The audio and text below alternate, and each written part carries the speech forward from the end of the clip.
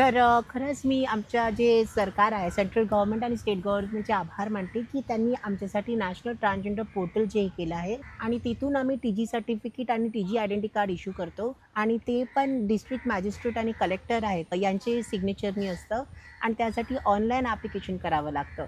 आणि दुसरी गोष्ट म्हणजे त्यांनी महाराष्ट्र ट्रान्सजेंडर प्रोटेक्शन सेल ही बनवली आहे स्टेट लेव्हलला आणि प्रत्येक डिस्ट्रिक्ट लेव्हलला.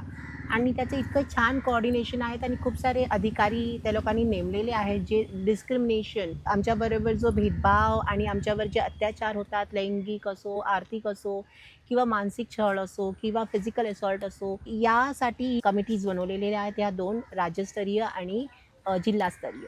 आणि त्यानंतर प्रत्येक शाळा आणि कॉलेजमध्ये त्या लोकांनी ट्रान्सजेंडर सेल हे करायला सांगितली आहे, की जेणेकरून जे कोणी शिक्षण घेतील, त्यांना ते शिक्षण नीट मिळावं. पुन्हा गरिमागृह त्यांनी हे केलेलं आहे, जे कोणी आपल्या आई-वडिलांचं घर सोडून जाऊन बाहेर इथे-तिथे न राहता, जसं आम्ही आमची ट्रेनमध्ये आयुष्य काढलं, रिक्षामध्ये काढलं, तर तसं न करता ते लोकं एका गरिमागृहामध्ये राहून ते स्वतःचा विकासही करतील. तर तिकडे त्यांनी स्किल डेव्हलपमेंट पण ठेवलेलं आहे, एज्युकेशन पण ठेवलेलं आहे आणि तिकडे त्यांना चांगल्या जेवणाची सोय वगैरे पण असते.